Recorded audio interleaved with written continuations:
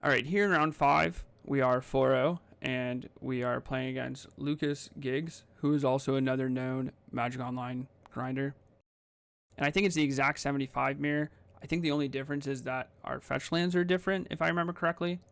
Luckily, we win the die roll, and he leads with a Surveil land on the draw.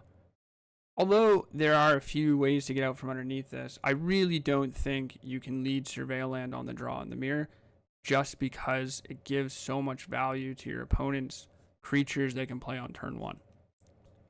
A few ways to get out from underneath this, of course, but there's also so many ways that you can't get out from underneath this, and the times you do get out from underneath this, it's entirely possible that your opponent just still has a good follow-up to continue to punish you.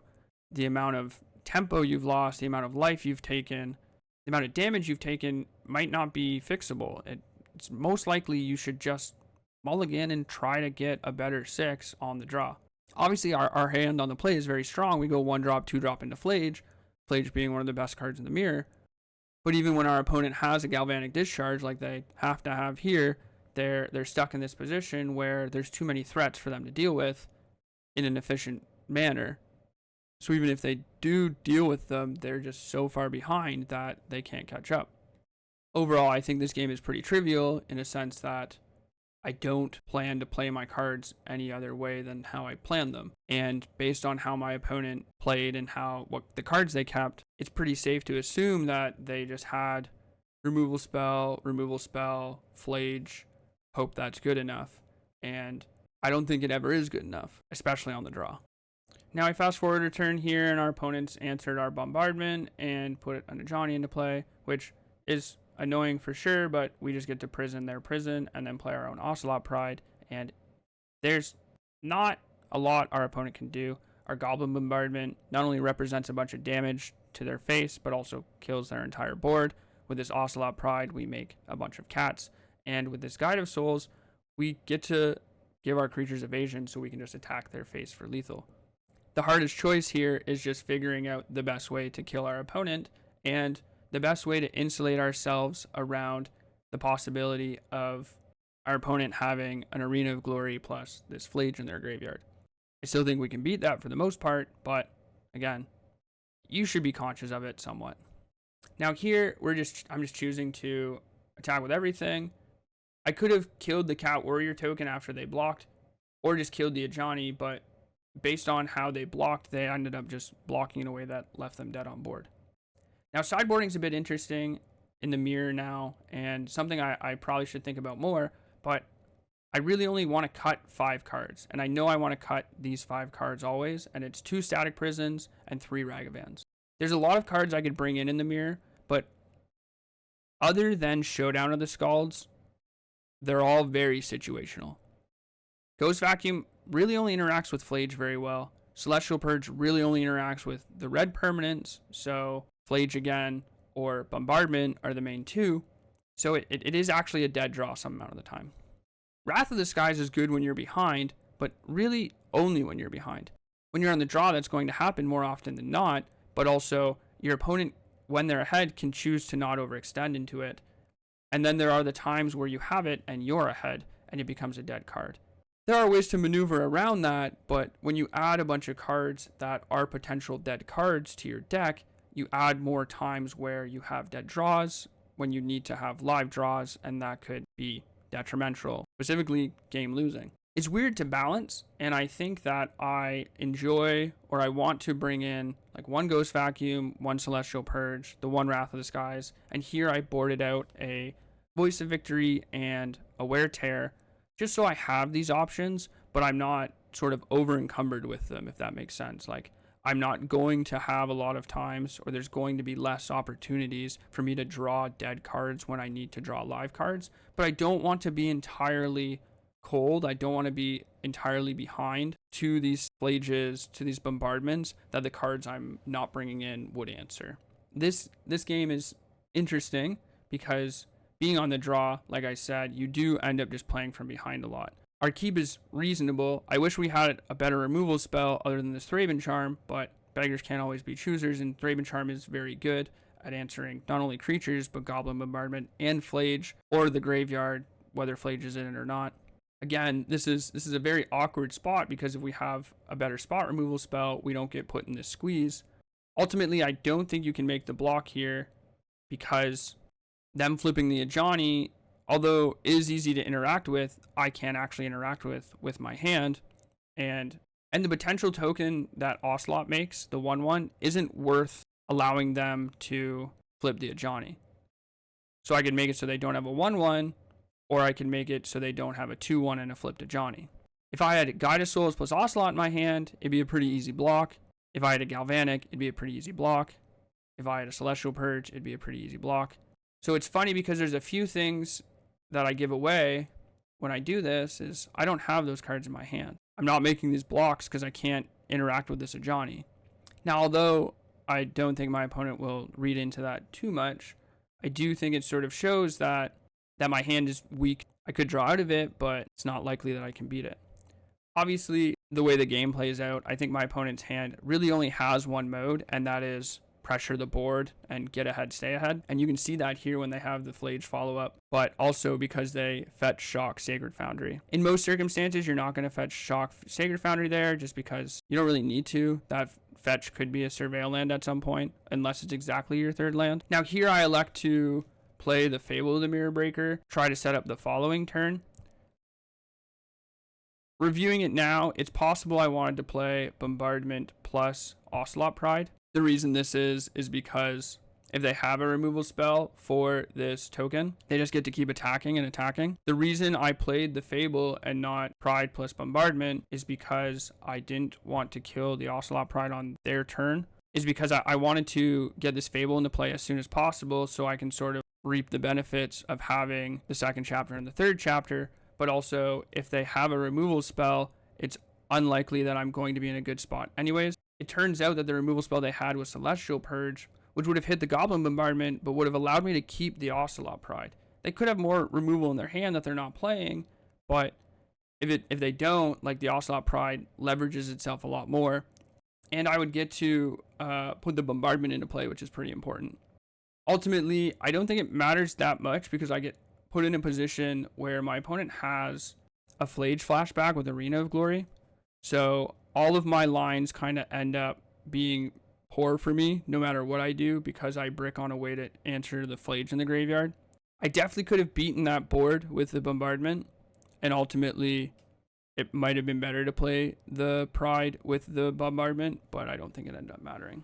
Going back to the sideboarding, I noticed my opponent seemed to be really more dependent, like their sideboarding was more dependent on board pressure and trying to control the board rather than lean on Bombardment or Fable. It could have just been the cards they drew, but I would have preferred to have a Ghost Vacuum for game 3 rather than a Wear Tear, because I think if they're leaning on Flage, I want to be able to sort of counter that. This hand again is very, it's so awkward. It gives me a lot of possibility for future turns, but isn't necessarily like good, if that makes sense. We have answers to Flage, and we have early threats. We have our mana. So a lot of the draws in our deck are going to be very powerful. And if they're not powerful, they're going to make our current cards that we have more powerful. Our opponent being on the draw here and not killing our turn 1 play gives me info on what I think they're keeping. So one of the biggest concerns I have with keeping this hand is Wrath of the Skies out of my opponent. If I end up committing a bunch of things to the board and they Wrath of the Skies me and I get 2 or 3 for 1, we're pretty far behind.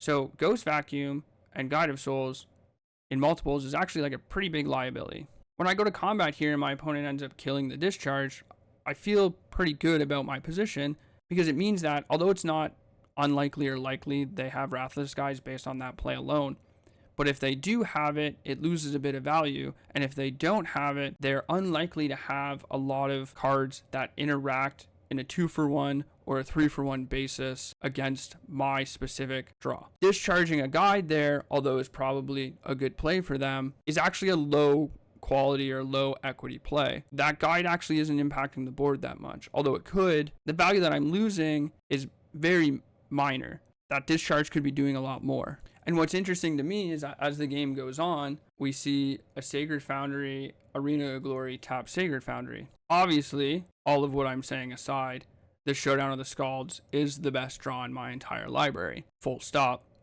And I think this Showdown being drawn this turn is what wins me the game and the match. With that being said, my opponent keeping 7 on the draw, going fetch land, discharge, Celestial Purge, tap land on turn 3. This screams Wrath of the Skies and nothing else. Now there's some counter to that idea in the fact that they discharge the Guide of Souls on turn 1 on the draw and purge the Fable on turn 2. If they had Wrath of the Skies, they could have potentially just Wrath of the Skies my first Guide of Souls on their 3rd turn and hit my Goblin Shaman token. And if I commit anything else to the board, they also get to Wrath of the Skies that. So when they cast this Galvanic Discharge, they throw away a card they could grab with the Wrath of the Skies, but they also add value to me committing the board. The reason why I think that they very likely actually have Wrath of the Skies is because the potential of me having a follow-up that is punishing for them to wait is very high. And what I mean by that is, although I had Guide of Souls and I have Ghost Vacuum and I have all these things, if I have a Goblin Bombardment, if I have a Flage that I just put into the graveyard, and they aren't galvanicking this Guide of Souls, they're taking an extra few points of damage. They're adding value to cards that I'm already going to cast. The other thing is if they commit these removal spells to my creatures in a 1-to-1 basis, the Wrath of the Skies doesn't go away. If I end up committing more things to the board because I feel the need to pressure them on the play, they might actually get more value out of the Wrath of the Skies later in the game. It could get a Goblin Bombardment, the backside of a Fable, or an Ocelot Pride and a bunch of tokens to catch them up from behind. All this being said, I think when evaluating that play on turns 1, 2, and 3, leaning on Wrath of the Skies in this position is going to put you so far behind more often than not that it doesn't matter when you Wrath of the Skies because your opponent can generate enough value that your Wrath is irrelevant as long as they are conscious of it. And during this game, I was very wary of what was happening, what my opponent's keeping on 7 when they aren't playing any creatures on 2 mana and they're playing a Sacred Foundry tapped on turn 3. When I know their best play is a Flage, or I know their best play is a Seasoned Pyromancer. This is why I said that the Showdown was the best possible draw for me that turn, was because it gives me enough value that I can throw away. And what I mean by that is I'm in a position where my opponent has a bunch of resources in play and they're missing, or they have a bunch of resources in their hand and they're missing land drops. So I know they have a bunch of resources because they would play their lands. If they have Wrath of the Skies, I need to make sure that their Wrath of the Skies doesn't exchange for a bunch of my resources, and I find a way to generate value so that I can beat their resources as the game goes on. Showdown gives me +4 cards, but ultimately it gives me the opportunity, it gives me the power to force them to Wrath of the Skies so that I can have a strong follow-up and punish them for playing from behind, for choosing to play from behind this game. And this seems a little weird. Obviously, I think if I'm trying to play around Wrath of the Skies or trying to play to beat Wrath of the Skies, I want to put this Flage in the graveyard. At least that's what a lot of people asked me about after the game was done. And the thought process here is that the Flage dealing 6 points of damage and exchanging for another Celestial Purge or exchanging for a Thraben Charm on my opponent's turn here in their turn 5 is not a good exchange. Or the reason it's not a good exchange is because I'm opportunity costing myself out of getting cards with this Pyro and this Guide of Souls. This Guide of Souls is always going to be a few points of life and is always going to be a few points of energy, and also going to threaten the ability to fly my creature. The Pyro cycles away 2 lands in my hand that are almost 100% dead, and if they're not dead, they're going to be dead. I don't need these lands. I'm at a point where I literally need only spells. To follow this up, I could play the Guide plus the Flage, but if my opponent has Celestial Purge, they get to answer the Flage cleanly, and then if they have the Wrath of the Skies, like I'm fairly certain they have, they now have exchanged 2 of their cards for the majority of my plays up to this point, so they've basically repurchased a bunch of turns because I've been out-tempoed, but they also get to deal with my best threat, which is Flage, very efficiently, while not costing them anything. There's a huge cost in them playing from behind this entire game, right? Now they have to pay to catch back up. Every time I add value to the plays that catch them back up, I do some of the work for them. Casting the Flage here does some of that work. It makes their Thraben Charms better. It makes their Celestial Purges better. It makes their Wrath of the Skies better. But also, it takes away the value that this Season Pyromancer is going to give me. Like I said, I want to deal with these lands. I don't need more lands. If I draw 2 lands, okay, I'm 2 cards deeper still. If I play the Flage, I'm not getting the Pyro. So although the Flage does play around Wrath of the Skies, which I'm 100% sure they have, it doesn't play around them having an answer in Wrath of the Skies and an answer to the Flage, which is ultimately what I want to make sure I'm doing. I don't want to play into them having an answer to Flage.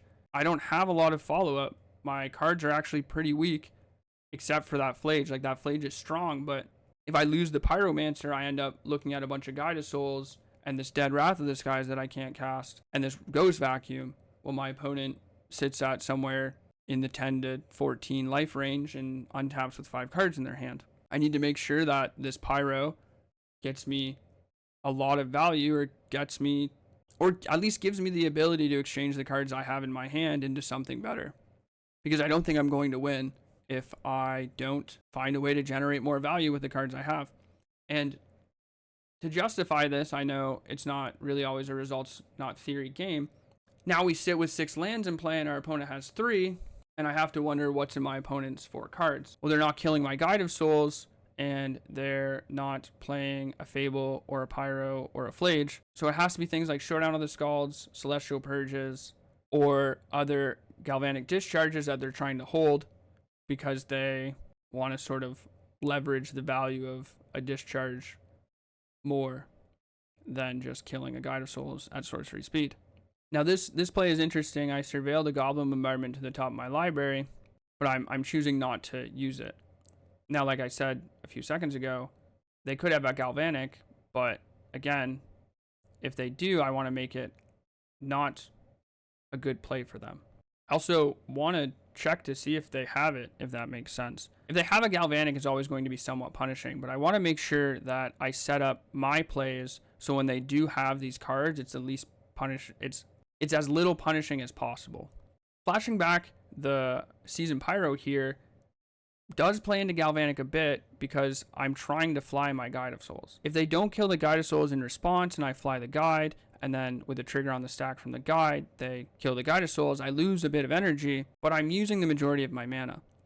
I could put the Goblin Bombardment into play, but if they have Galvanic, they just kill the Guide of Souls then, and then I don't get to do anything else with my mana because I'm not casting this Wrath of the Skies and I can't flash back the Pyro. The follow-up to that is Goblin Bombardment's 2 mana and I have 6. So if I draw anything that costs 4 or less, I can cast Bombardment plus that thing the following turn without losing too much value if they have Galvanic. To follow that up, if they don't have Galvanic, I get to fly this Guide of Souls and attack them for almost lethal. And if they continue to have nothing, they definitely die to the Goblin Bombardment the following turn. And a lot of this is just about understanding positioning and how they have leveraged their spells. I assume the best they can, but the best they can is still not putting them in a good position.